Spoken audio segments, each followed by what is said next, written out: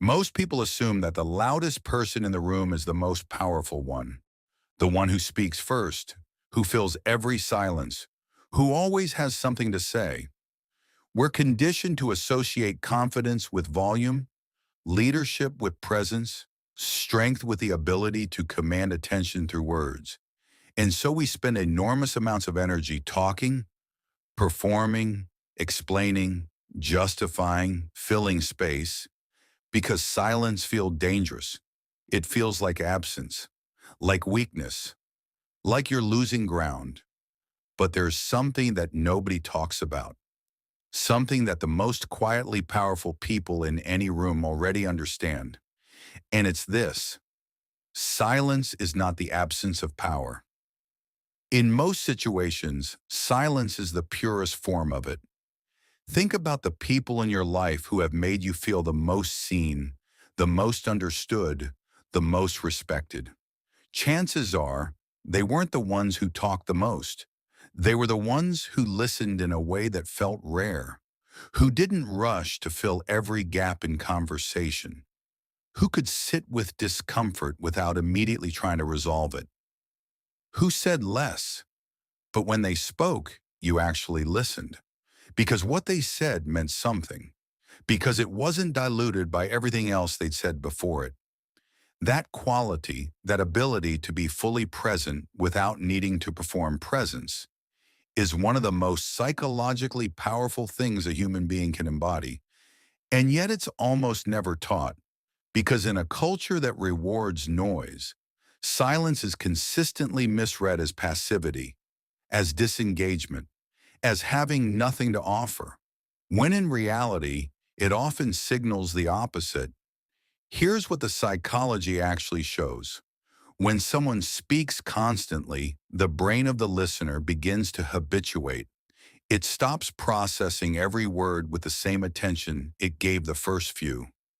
The mind starts to drift, to filter, to tune out. But when someone speaks rarely and deliberately, when there is genuine space between their words, the brain pays attention differently. It leans in. It anticipates. It assigns more weight to what is being said because scarcity creates value. And this happens automatically, beneath conscious awareness in every conversation. This is why people who speak less are often perceived as more intelligent, more confident, and more trustworthy, even when the content of what they say is no different from anyone else in the room.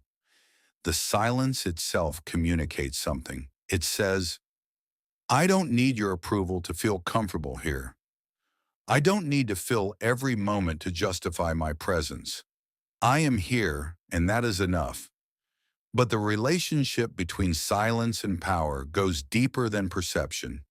It changes the actual dynamics of every interaction. When you stop filling every silence, something interesting happens. Other people start filling it for you. They talk more, reveal more, explain themselves more. They become slightly anxious in the space you've left open. And that anxiety makes them lean toward you rather than away.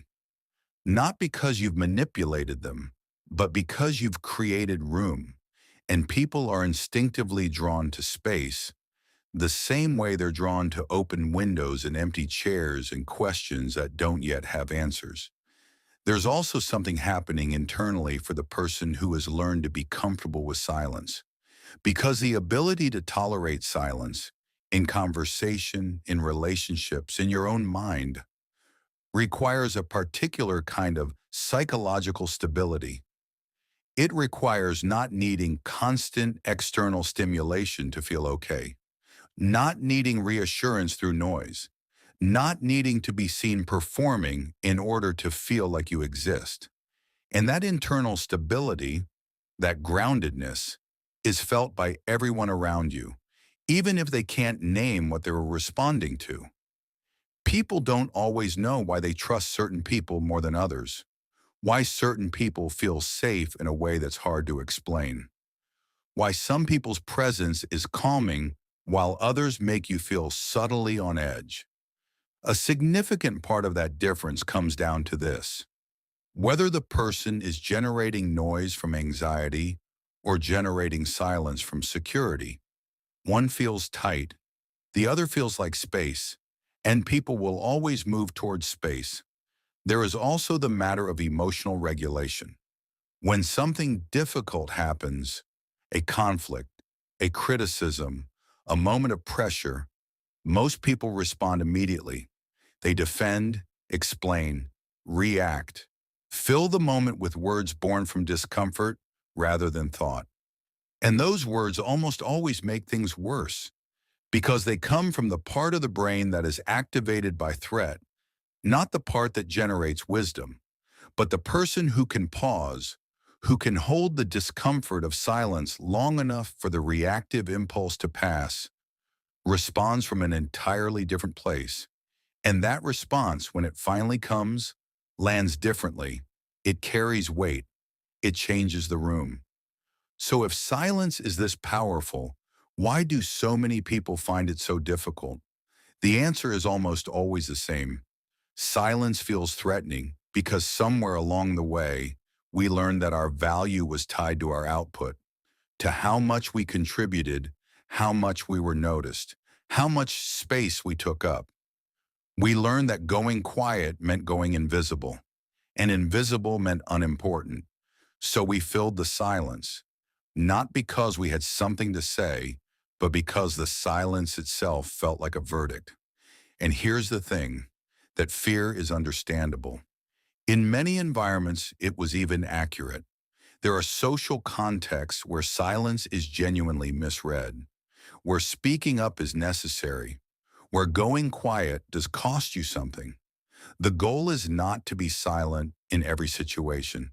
The goal is to become someone who chooses when to speak and when not to, rather than someone who speaks because the silence is unbearable. That shift from compulsive talking to conscious speech changes everything. It changes how you're perceived. It changes how you feel in your own skin. It changes the quality of every conversation you have because you're no longer performing in them. You're actually present in them. The first step is simply noticing. Noticing how often you speak from discomfort rather than intention. How often you fill a pause not because you have something to add, but because the pause itself makes you anxious. How often you over-explain, over-justify, over-qualify, not because the situation requires it, but because silence feels like a risk you're not willing to take. Once you start noticing, something shifts. Because you can't unsee it, you become aware of the gap between what you're saying and why you're saying it. And that awareness gives you a choice you didn't have before. The second step is practicing tolerance. Sitting with silence in low-stakes situations first. Letting a pause exist in conversation without rushing to fill it. Allowing someone else to speak next without jumping in. Noticing what happens when you do. Noticing how the other person responds. How the energy of the interaction shifts. How much more you absorb when you're listening instead of preparing your next sentence. Because here's something that most people never fully experience. What a conversation feels like when you're completely present in it, not thinking about what to say next, not monitoring how you're being perceived, just listening, just there. It's rare. And when you find someone who can do it, who can be fully present with you in a conversation, you feel it immediately. You feel heard in a way that doesn't happen often, and you want to keep talking to them. That is the quiet power of silence, not the power of withholding, not the power of strategic pausing to seem mysterious, but the power of genuine presence, of being so comfortable in yourself that you don't need the conversation to validate you, of listening so fully that the other person feels more understood in 10 minutes with you than they have in hours with anyone else. The third shift is internal. It's learning to be comfortable with your own silence, not just in conversations, but in your own mind. Because the people who are most uncomfortable with external silence are almost always most uncomfortable with internal silence too. They fill their minds the same way they fill conversations, with noise, with distraction, with the constant hum of thought that never quite settles. And that internal noise follows them into every interaction, creating a subtle restlessness that others can feel even when they can't explain it. Learning to sit quietly with yourself, even for a few minutes, even imperfectly, begins to change that. It builds the internal stability that makes external silence feel safe rather than threatening. And from that stability, something different becomes possible in every relationship, every conversation, every room you walk into. You stop needing to prove you belong. You stop performing confidence and start embodying it. You stop filling space and start creating it.